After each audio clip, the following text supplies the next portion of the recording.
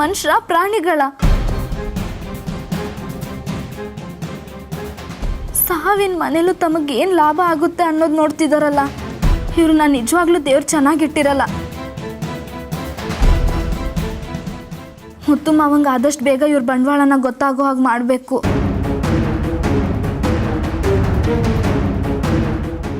ಇಲ್ಲ ಅಂದರೆ ಇವರು ಮುತ್ತು ಮಾವನ್ನು ಉಳಿಸೋದಿಲ್ಲ.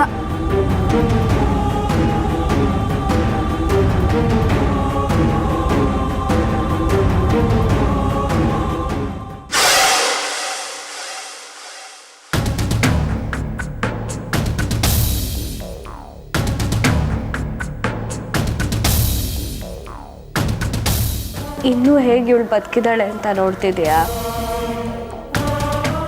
ನಾನು ಚೆನ್ನಾಗಿರ್ಲಿ ಅಂತ ಬಯಸೋರಿಗೆಲ್ಲ ಯಾಕೆ ಈ ಥರ ಶಿಕ್ಷೆ ಕೊಡ್ತಿದ್ಯಾ?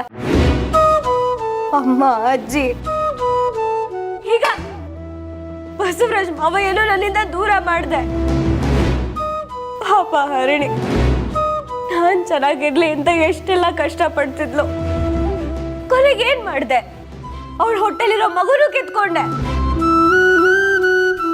ಯಾಕೆ ಎಲ್ರಿಗೂ ಈ ತರ ಶಿಕ್ಷೆ ಕೊಡ್ತಿದ್ಯಾ? ಇದೆಲ್ಲ ನನ್ನಿಂದ ಯಾಕೆ ಮಾಡಿಸ್ತಿದ್ಯಾ? ಅವ್ರಿಗೆ ಶಿಕ್ಷೆ ಕೊಡೋ ಬದಲು ನನಗೆ ಶಿಕ್ಷೆ ಕೊಡು. ನನ್ನ ಪ್ರಾಣನೇ ತಗೊಂಡ್ಬಿಡು. ಈಗೇನು ನಿನಗೆ ಪ್ರಾಣ ತಾನೇ ಬೇಕು? ಯಾರ ಪ್ರಾಣ ಆದ್ರೇನು? ನನ್ನ ಪ್ರಾಣ ನಾನೇ ಕೊಡ್ತೀನಿ.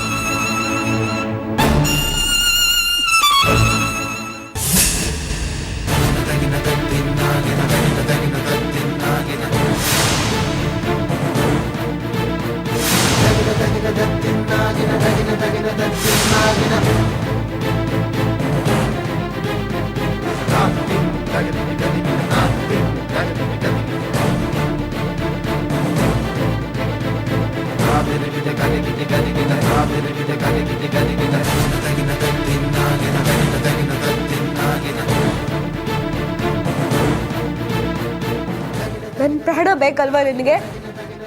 ಕೊಡ್ತೀನಿ, ತಗೋ.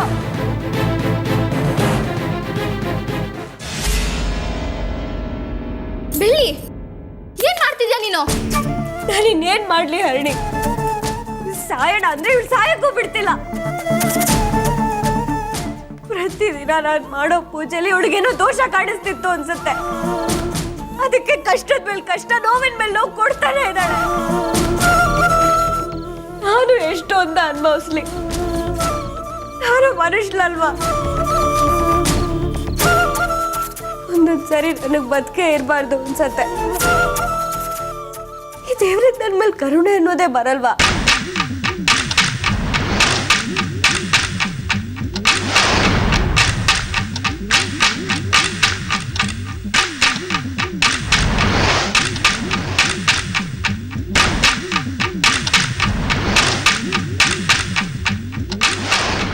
ನೀನು ಹೇಳೋದು ನಿಜಾನೇ ಬೆಳ್ಳಿ. ಆ ದೇವರು ಭೇದ ಭಾವ ಮಾಡ್ತಾನೆ, ಆದರೆ ಬರೀ ಒಳ್ಳೆಯವ್ರ ಕೆಟ್ಟವ್ರ ಮಧ್ಯೆ ಮಾತ್ರ. ಮುತ್ತು ಅವನ ಮದುವೆ ಆಗ್ಬೇಕು ಅಂತ ಈ ಊರಿಗೆ ಬಂದೆ. ಅದು ಕನ್ಸಾಗೆ ಉಳಿತು. ಅವ್ರ ಜೊತೆ ಕೊನೆವರೆಗೂ ಬಾಳ್ಬೇಕು ಅಂತ ಆಸೆ ಪಟ್ಟಿದ್ದೆ.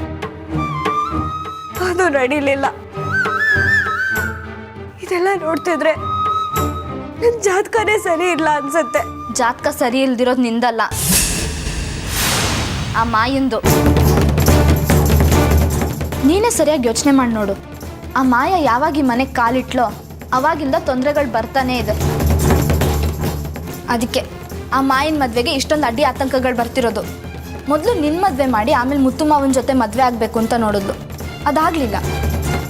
ಆಮೇಲೆ ಮುತ್ತು ಮಾವನ ಜೊತೆ ಮದುವೆ ಆಗಿ ನಿನ್ನ ಮದುವೆ ಮಾಡಬೇಕು ಅಂತ ನೋಡಿದ್ಲು, ಅದೂ ಆಗಲಿಲ್ಲ. ಎಲ್ಲ ಓಕೆ, ಆದರೆ ತಾಳಿ ಕಟ್ಟೋ ಟೈಮ್ನಲ್ಲಿ ಏನಾಯಿತು ಹೇಳು? ತಾಳಿ ಹೋಮಕ್ಕೆ ಬಿದ್ದು ಭಸ್ಮ ಆಯಿತು ತಾನೆ?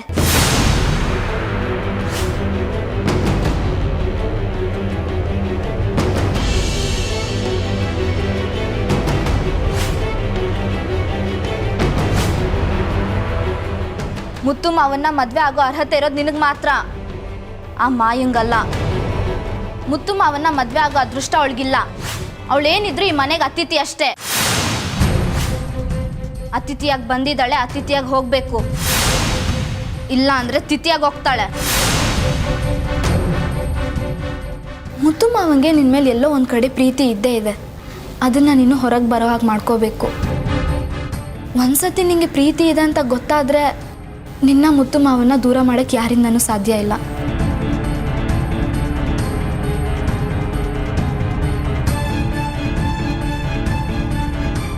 ಪ್ಲಾನ್ ಮಾಡಿ ನಿನ್ನ ಮೂಲೆ ಗುಂಪು ಸೇರೋ ಹಾಗೆ ಮಾಡಿದ್ಲು. ಮುತ್ತು ಮಾವ ನಾನು ಏನು ಹೇಳಿದ್ರು ಕೇಳ್ತಾರೆ ಅಂತ ಅವ್ರ ಮೇಲೆ ಸವಾರಿ ಮಾಡಿದ್ಲು. ಇದಕ್ಕೆಲ್ಲದಕ್ಕೂ ನೀನು ಬ್ರೇಕ್ ಹಾಕಬೇಕು. ಈಗ ಮುತ್ತು ಮಾವನ್ ಪಡ್ಕೊಳ್ಳೋದು ಬಿಡೋದು ಈಗ ನಿನ್ನ ಕೈಲಿದೆ. ಈಗ ನಿನಗೆ ಸರಿಯಾದ ಟೈಮ್ ಬಂದಿದೆ ಬಿಳ್ಳಿ. ಮುತ್ತು ಮಾವನ್ನ ನಿನ್ನ ಪ್ರೀತಿಯಿಂದ ಹೋಲಿಸ್ಕೊ. ನಿನಗೆ ಅವ್ರ ಮೇಲೆ ಎಷ್ಟು ಪ್ರೀತಿ ಇದೆ ಅಂತ ತಿಳಿಯೋ ಹಾಗೆ ಮಾಡು. ಬೇಕಿದ್ರೆ ಮುತ್ತು ಮಾವನ ಹತ್ರ ನಾನು ಮಾತಾಡ್ತೀನಿ. ಮಾವ, ನಿಮ್ಮದು ಮಾಯಿಂದು ಮದುವೆ ಎಷ್ಟೋ ಸತಿ ತಯಾರಿ ನಡೀತು. ಆದರೆ ಕೊನೆಗೆ ಅದು ಮುರಿದು ಬೀಳ್ತು. ಇಷ್ಟೆಲ್ಲ ತೊಂದರೆಗಳಾಗ್ತಿರೋದು ನೋಡಿದ್ರೆ ಮಾಯಿಂಗೆ ಯಾಕೋ ನಿಮ್ಮನ್ನು ಮದುವೆ ಆಗೋ ಯೋಗನೇ ಇಲ್ಲ ಅಂತ ಅನ್ಸುತ್ತೆ. ಇಲ್ಲಾಂದರೆ ಇಷ್ಟೊಂದೆಲ್ಲ ತೊಂದರೆಗಳು ಯಾಕೆ ಆಗ್ತಿದ್ವು ಅಂತ ನಾನು ಕೇಳ್ತೀನಿ. ನೀವು ಬೆಳ್ಳಿ ಜೀವನದ ಬಗ್ಗೆ ಒಂದೇ ಒಂದು ಸತಿ ಯೋಚನೆ ಮಾಡಿ ನೋಡಿ ಮಾವ. ನಿಮ್ಮ ಜೋಡಿ ಬಗ್ಗೆ ಇಡೀ ಊರೇ ಮಾತಾಡುತ್ತೆ. ನೀವು ಬೆಳ್ಳಿನ ಮದುವೆ ಆದರೆ ಬೆಳ್ಳಿ ನಿಮ್ಮನ್ನು ಚೆನ್ನಾಗಿ ನೋಡ್ಕೋತಾಳೆ, ಈ ಮನೆಯೂ ಚೆನ್ನಾಗಿ ನೋಡ್ಕೋತಾಳೆ ಅಂತ ಅಂತೀನಿ. ನನ್ನ ಬಗ್ಗೆ ಎಷ್ಟೆಲ್ಲ ಒಳ್ಳೆ ಒಳ್ಳೆ ಅಭಿಪ್ರಾಯ ಇಟ್ಕೊಂಡಿದ್ಯಾ. ಶಬಾಷ್ ಹರಿಣಿ. ಹರಿಣಿ, ನೀನು ಇಷ್ಟೆಲ್ಲ ಮಾತಾಡಿದ್ರೆ ಮುತ್ತು ಮಾವ ಕೋಪ ಮಾಡ್ಕೊಳಲ್ವಾ? ಬೆಳ್ಳಿ, ಈಗ ನಾನು ಹೇಳಿರೋ ಇಷ್ಟು ಮಾತಲ್ಲಿ ಸತ್ಯ ಇದೆ ತಾನೆ? ಅಂದಮೇಲೆ ಅವ್ರು ಯಾಕೆ ಕೋಪ ಮಾಡ್ಕೋತಾರೆ ಹೇಳು? ಧೈರ್ಯವಾಗಿ ಹೇಳಿದ್ರೆ ಏನೂ ಹೇಳಲ್ಲ. ಕೋಪದಲ್ಲಿ ಒಂದು ಎರಡೇಟು ಹೊಡಿಬೋದು, ಹೊಡ್ಸ್ಕೊತೀನಿ ಬಿಡು.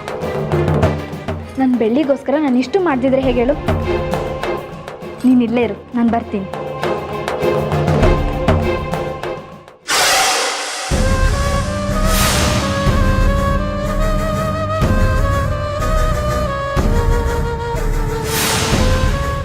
ನೀನೇನೋ ಮಾತಾಡೋಕೆ ರೆಡಿ ಆಗ್ಬಿಟ್ಟೆ.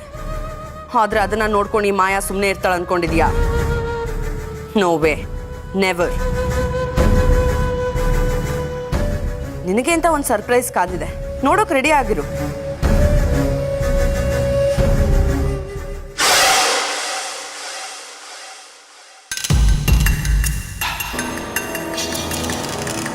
ಮಾವ, ಏನಾಯ್ತು ಮಾವ? ಇನ್ನೂ ನಿಮ್ಮಿಂದ ಬಸವರಾಜ್ ಮಾವ ಹೋಗಿದ್ದನ್ನ ಮರೆಯೋಕ್ಕಾಗ್ತಿಲ್ಲ ಅನ್ಸುತ್ತೆ. ಅವ್ರು ಮರೆಯೋ ಅಂಥ ವ್ಯಕ್ತಿ ಅಲ್ಲ ಮಾಯಾ. ನನಗೆ ಜನ್ಮ ಕೊಟ್ಟವರು, ನನಗೆ ಸರಿ ಯಾವುದು ತಪ್ಪು ಯಾವುದು ಅಂತ ಹೇಳ್ಕೊಟ್ಟವರು. ಅಂಥವ್ರನ್ನ ಹೇಗೆ ಮರೆಯೋಕ್ಕೆ ಸಾಧ್ಯ ಹೇಳು? ನನಗೂ ಅಪ್ಪಂಗೂ ತುಂಬ ಸರಿ ಜಗಳ ಆಗಿದೆ ನಿಜ. ಆದರೆ ಅವ್ರು ಯಾವತ್ತೂ ನನಗೆ ಕೆಟ್ಟದ್ದು ಬಯಸಿದವರಲ್ಲ. ನನ್ನ ಒಳ್ಳೇದಕ್ಕೋಸ್ಕರ ತಮ್ಮ ಜೀವನ ಪೂರ್ತಿ ಹೋರಾಡಿದ್ರು. ಆದರೆ ಮದುವೆ ವಿಷಯ ಬಂದಾಗ ಆಟ ಹಿಡಿದು ತಮ್ಮ ಜೀವನೇ ಕಳ್ಕೊಂಡ್ರು. ಅಪ್ಪನ ಜೊತೆ ಇದ್ದಿದ್ದಷ್ಟು ಕ್ಷಣಗಳು ನನ್ನ ಮನಸ್ಸಲ್ಲಿ ಹಾಗೆ ಉಳ್ಕೊಂಡಿದೆ ಮಾಯಾ. ಒಂದು ಸಾರಿ ಕಳೆದೋಗಿದ್ದ ಕ್ಷಣ ಮತ್ತೆ ವಾಪಸ್ ಬರಲ್ಲ. ಅವ್ರನ್ನ ಕೊನೆವರೆಗೂ ಚೆನ್ನಾಗಿ ನೋಡ್ಕೋಬೇಕಿತ್ತು. ಮಗ ಆಗಿ ನಾನು ನನ್ನ ಕರ್ತವ್ಯ ಮಾಡಲಿಲ್ಲ ಅನ್ನೋ ಬೇಜಾರು ತುಂಬ ಕಾಡ್ತಿದೆ ಮಾಯಾ.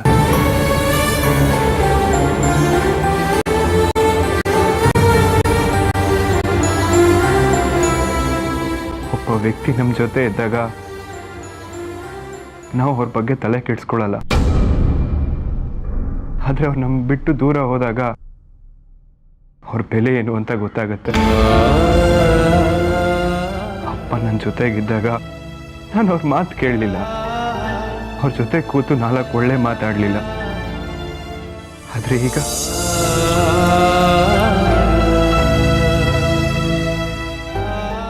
ಈಗ ಅವ್ರ ಜೊತೆ ಮಾತಾಡಬೇಕು ಅನಿಸ್ತಿದೆ. ನನ್ನ ಮನಸ್ಸಲ್ಲಿರೋದನ್ನೆಲ್ಲ ಅವ್ರ ಹತ್ರ ಹೇಳ್ಕೋಬೇಕು ಅನಿಸ್ತಿದೆ. ಆದರೆ ಏನು ಮಾಡ್ತೀಯ, ಅಪ್ಪನೇ ನಮ್ಮ ಜೊತೆ ಇಲ್ಲ. ಅತ್ತೆ ಅಜ್ಜಿ ಸಾವಿಗೆ ನಾನು ಆಡಿದ ಮಾತೇ ಕಾರಣ ಅಂತ ಅಪ್ಪ ನನ್ನ ಮೇಲೆ ಕೋಪ ಮಾಡ್ಕೊಂಡಿದ್ರು. ಕೊನೆಯಲ್ಲಿ ಅವ್ರು ನನ್ನ ಜೊತೆ ಸರಿಯಾಗಿ ಮಾತಾಡ್ತಾನೆ ಇರಲಿಲ್ಲ. ನಾನು ಮಾಡಿರೋ ತಪ್ಪಿಗೆ ಪ್ರಾಯಶ್ಚಿತ್ತ ಮಾಡ್ಕೊಳ್ಳೋ ಹೊತ್ತಿಗೆ ಅಪ್ಪನೇ ನಮ್ಮನ್ನು ಬಿಟ್ಟು ಹೊರಟೋದ್ರು. ನೀವಿಷ್ಟೆಲ್ಲ ಯೋಚನೆ ಮಾಡ್ತಿದ್ದೀರಾ ಮಾವ, ಆದರೆ ಇದಕ್ಕೆಲ್ಲ ಕಾರಣ ಏನು ಅಂತಾನೆ ಯೋಚನೆ ಮಾಡಿಲ್ಲ. ಬಸವರಾಜು ಮಾವ ತಮಗೆ ತಾವು ಶೂಟ್ ಮಾಡ್ಕೊಂಡಿದ್ದು ಬೆಳ್ಳಿ ಅಮ್ಮ ಅಜ್ಜಿ ಆತ್ಮಹತ್ಯೆ ಮಾಡ್ಕೊಂಡಿದ್ದು ಇದಕ್ಕೆಲ್ಲ ಕಾರಣ ಬೇರೆ ಏನೂ ಅಲ್ಲ ಮಾವ, ನಮ್ಮ ಮದ್ವೆನೆ.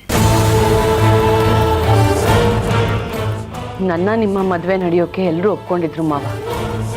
ಆದರೆ ಸತ್ತಿರೋ ಅಷ್ಟು ಜನಕ್ಕೂ ಆಸೆ ಇದ್ದಿದ್ದು ನೀವು ಬೆಳ್ಳಿನ ಮದುವೆ ಆಗಬೇಕು ಅಂತ. ಬೆಳ್ಳಿ ತಾಯಿ, ಅಜ್ಜಿ, ಬಸವರಾಜ್ ಮಾವ ಅಷ್ಟು ಜನ ಅನ್ಕೊಂಡಿದ್ದು ನೀವು ಬೆಳ್ಳಿನ ಮದುವೆ ಆಗ್ತೀರಾ ಅಂತ. ಆದರೆ ಅದು ಯಾವಾಗ ನಡೀಲಿಲ್ವೋ ಅವ್ರ ಪ್ರಾಣನೇ ಬಲಿ ಕೊಟ್ರು ಮಾವ. ಅದಕ್ಕೆ ಅವ್ರ ಆತ್ಮಕ್ಕೆ ಶಾಂತಿ ಸಿಗ್ಬೇಕು ಮಾವ. ಏನ್ ಮಾತಾಡ್ತಿದ್ಯಾ ಮಾಯಾ? ಅವ್ರ ಆತ್ಮಕ್ಕೆ ಹೇಗೆ ಶಾಂತಿ ಸಿಗೋಕ್ ಸಾಧ್ಯ? ಸಾಧ್ಯ ಇದೆ ಮಾವ. ಅವ್ರಷ್ಟು ಜನದ ಆಸೆ ಈಡೇರಿಸಿದ್ರೆ ಅವ್ರ ಆತ್ಮಕ್ಕೆ ಶಾಂತಿ ಸಿಗುತ್ತೆ. ಇದೆಲ್ಲ ಹೇಳ್ತಿದ್ದೀನಿಂದ ತಪ್ಪು ತಿಳ್ಕೊಬೇಡಿ ಮಾವ. ನನಗೆ ಅನ್ಸೋ ಪ್ರಕಾರ ನೀವು ಬೆಳ್ಳಿನೇ ಮದುವೆ ಆಗೋದು ಒಳ್ಳೇದು.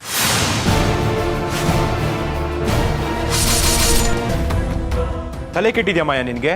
ಏನೇನೋ ಮಾತಾಡ್ತಿದ್ಯಾ? ಇಲ್ಲ ಮಾವ, ನಾನು ಸರಿಯಾಗಿ ಯೋಚನೆ ಮಾಡೇ ಮಾತಾಡ್ತಿರೋದು. ಬಸವರಾಜ್ ಮಾವ ಪ್ರಾಣ ಕೊಟ್ಟಿದ್ಯಾಕೆ? ನಿಮ್ಮ ಬೆಳ್ಳಿ ಮದುವೆ ನಡೀಲಿ ಅಂತ. ಬೆಳ್ಳಿ ತಾಯಿ ಅಜ್ಜಿ ಪ್ರಾಣ ಕಳ್ಕೊಂಡಿದ್ಯಾಕೆ? ನಿಮ್ಮ ಬೆಳ್ಳಿ ಮದುವೆಗೋಸ್ಕರ. ಇದಕ್ಕೆಲ್ಲ ಉತ್ತರ ನಿಮ್ಮ ಮದುವೆ ಅಂದಮೇಲೆ ಅದನ್ನು ನಡೆಸ್ಕೊಡೋದು ನಮ್ಮ ಕರ್ತವ್ಯ ಅಲ್ವಾ ಮಾವ? ನಾ ಬೇಜಾರು ಮಾಡ್ಕೋತೀನಿ ಅಂತ ನೀವು ಅನ್ಕೋಬೇಡಿ ಮಾವ. ನಾನು ಮನಸ್ಫೂರ್ತಿಯಾಗಿ ಇದಕ್ಕೆ ಒಪ್ಪಿಗೆ ಕೊಟ್ಟೆ ವಿಷಯ ಹೇಳ್ತಿರೋದು. ಅವ್ರ ಆಸೆನ ಈಡೇರಿಸೋದು ಬಿಡೋದು ನಿಮ್ಮ ಕೈಲಿದೆ. ಬೆಳ್ಳಿನ ನೀವೇ ಮದುವೆ ಆಗಿ ಮಾವ.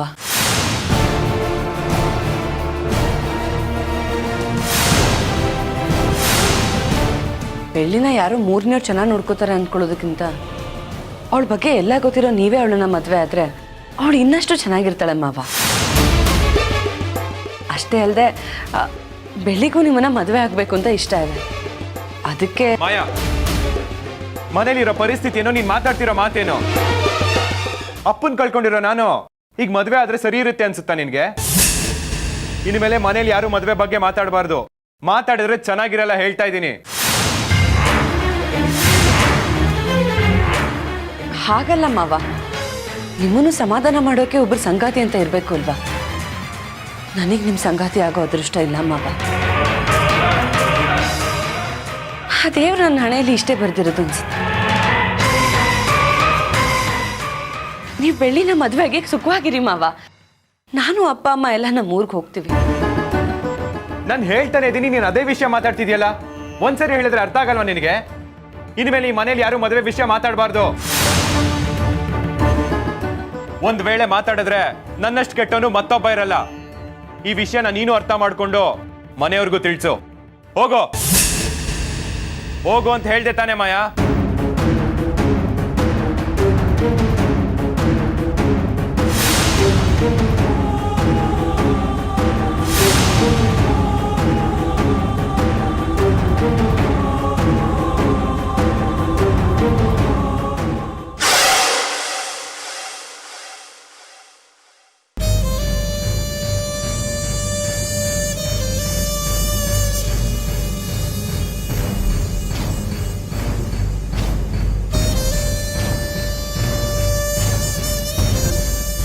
ಮಾಯಾ, ಒಂದು ನಿಮಿಷ ನಿಂತ್ಕೋ.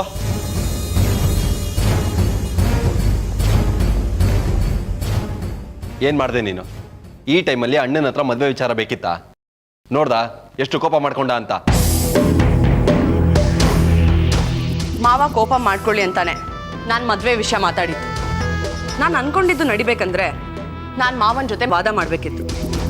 ಮಾಡಿದೆ, ಗೆದ್ದೆ. ಏನ್ ಹೇಳ್ತಿದ್ಯಾ ಮಾಯಾ ನೀನು? ಹೌದು, ಅದಕ್ಕೆ ಈಗ ಸ್ವಲ್ಪ ಹೊತ್ತಿಗೆ ಮುಂಚೆ ಬೈರನ್ ಹೆಂಡತಿ ನನ್ನ ವಿರುದ್ಧನೇ ಗೇಮ್ ಆಡಕ್ಕೆ ನೋಡಿದ್ವಿ. ಆ್ಯಕ್ಚುಲಿ ಏನಾಯ್ತು ಅಂದರೆ,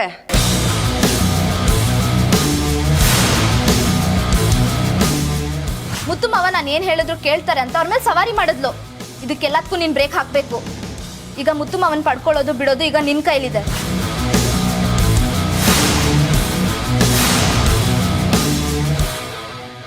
ಮುತ್ತು ಮಾವನ್ನ ನಿನ್ನ ಪ್ರೀತಿಯಿಂದ ಹೋಲಿಸ್ಕೊ. ನಿನಗೆ ಅವ್ರ ಮೇಲೆ ಎಷ್ಟು ಪ್ರೀತಿ ಇದೆ ಅಂತ ತಿಳಿಯೋ ಹಾಗೆ ಮಾಡು. ಬೇಕಿದ್ರೆ ಮುತ್ತು ಮಾವನ ಹತ್ರ ನಾನು ಮಾತಾಡ್ತೀನಿ. ನೀವು ಬೆಳ್ಳಿ ಜೀವನದ ಬಗ್ಗೆ ಒಂದೇ ಒಂದು ಸತಿ ಯೋಚನೆ ಮಾಡಿ ನೋಡಿ ಮಾವ. ನಿಮ್ಮ ಜೋಡಿ ಬಗ್ಗೆ ಇಡೀ ಊರೇ ಮಾತಾಡುತ್ತೆ. ನೀವು ಬೆಳ್ಳಿನ ಮದುವೆ ಆದರೆ ಬೆಳ್ಳಿ ನಿಮ್ಮನ್ನು ಚೆನ್ನಾಗಿ ನೋಡ್ಕೋತಾಳೆ, ಈ ಮನೆಯೂ ಚೆನ್ನಾಗಿ ನೋಡ್ಕೋತಾಳೆ ಅಂತ ಅಂತೀನಿ. ನಾವು ಗೊತ್ತಲ್ಲ, ಮೊದಲೇ ಕಿಲಾಡಿ ಅಂಕ ಕಿಲಾಡಿ, ಅದಕ್ಕೆ ಅವಳಿಡ್ಬೇಕಂದಿದ್ದು ಚೆಕ್ ಮೇಡ್ಗೆ ಅವಳನ್ನೇ ಸಿಕ್ಕಾಕಿಸ್ದೆ. ಈಗ ಯಾವ ಮುಖ ಇಟ್ಕೊಂಡು ಹೋಗಿ ಮುತ್ತು ಮಾವನ ಹತ್ರ ಮದುವೆ ವಿಷಯ ಮಾತಾಡ್ತಾಳೆ? ಹಾಗಲ್ಲ, ಆಗೋದಕ್ಕೆ ನಾನು ಬಿಡೋದಿಲ್ಲ. ಭೈರಾ, ನಿನ್ನ ಹೆಂಡತಿಗೆ ಸ್ವಲ್ಪ ಹುಷಾರಾಗಿ ಗೇಮ್ ಆಡೋದಕ್ಕೆ ಹೇಳು. ಒಂಚೂರು ಹೆಚ್ಚು ಕಮ್ಮಿ ಆದರೂ ಅವಳು ಉಸಿರೇ ನಿಂತೋಗ್ಬೇಕು, ಹಾಗೆ ನುಂಗಾಕ್ತೀನಿ. ಅವಳಿಗೆ 2 ಕಣ್ಣಾದ್ರೆ ನಿನಗೆ ಮೈಯೆಲ್ಲ ಕಣ್ಣು. ಒಟ್ನಲ್ಲಿ ಅವಳಿಗೆ ಚೆನ್ನಾಗಿ ಮಣ್ಣು ಮುಕ್ಕಿಸ್ದೆ.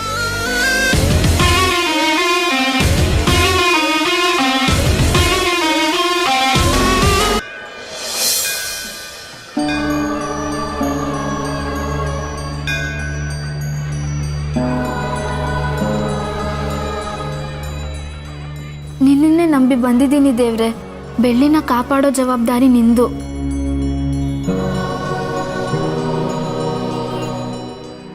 ಕುಟುಂಬ ಅಂತಂದಮೇಲೆ ಒಬ್ರು ಕಷ್ಟದ ಕಾಲದಲ್ಲಿ ಒಬ್ರು ಆಗಬೇಕು, ಖುಷಿನ ಹಂಚ್ಕೋಬೇಕು. ಆದರೆ ಈ ಮನೇಲಿ ಯಾರೂ ಅವಳ ಸಹಾಯಕ್ಕೆ ಬರ್ತಿಲ್ಲ. ಈಗಾಗಿರೋ ನೋವು ಕಷ್ಟ ಸಾಲದು ಅಂತ ಇನ್ನೂ ಕಷ್ಟ ನೋವು ಕೊಡ್ತಿದ್ಯಾ. ನೀನು ಹೀಗೆ ಕೊಡ್ತಿದ್ರೆ ಅವಳು ಕುಗ್ಗು ಹೋಗ್ತಾಳೆ. ಏನೇ ತೊಂದರೆ ಆದರೂ ಎಷ್ಟೇ ಕಷ್ಟ ಆದರೂ ಪರವಾಗಿಲ್ಲ ಅಂತ ಚಿತ್ರಕ್ಕ ಬೆಳ್ಳಿನ ಕಾಪಾಡೋಕೆ ಬರ್ತಿದ್ರು. ಅದಕ್ಕೆ ನಾನು ಇಷ್ಟು ದಿವಸ ಗಟ್ಟಿ ಮನ್ಸು ಮಾಡಿ ನಿಂತಿದ್ದೆ. ಆದರೆ ಈಗ ಚಿತ್ರಕ್ಕ ಯಾಕೋ ಬರ್ತಾನೆ ಇಲ್ಲ. ಮಾಯ ನಾಟಕಕ್ಕೆ ಬಲಿಯಾಗಿ ಬೆಳ್ಳಿಗೆ ಎಷ್ಟು ಜನ ಸಹಾಯ ಮಾಡ್ತಾರೋ ಅಷ್ಟು ಜನ ನಮ್ಮಿಂದ ದೂರ ಹೋಗ್ತಿದ್ದಾರೆ. ನಿನಗೆ ನಿನ್ನ ಮಗಳ ಮೇಲೆ ಕರುಣೆನೇ ಇಲ್ವಾ? ಈಗ ಅವಳನ್ನ ಈ ಭೂಮಿ ಮೇಲೆ ಉಳಿಸೋದು ಅಳಿಸೋದು ಈಗ ನಿನ್ನ ಕೈಲಿದೆ. ಹೇಳಮ್ಮ. ಬೆಳ್ಳಿ ಹೆಸರಿನಲ್ಲಿ ವಿಶೇಷ ಪೂಜೆ ಮಾಡಿ. ಸರಿನಮ್ಮ, ಆಯಿತು.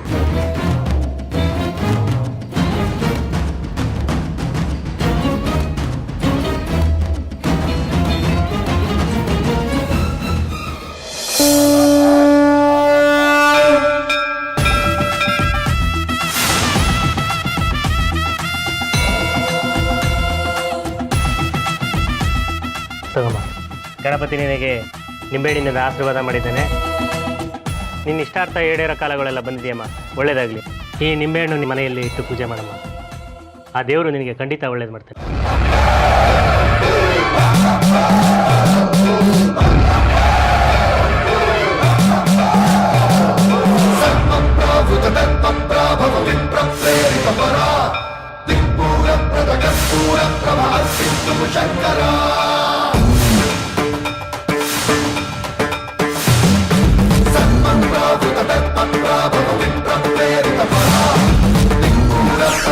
Pura,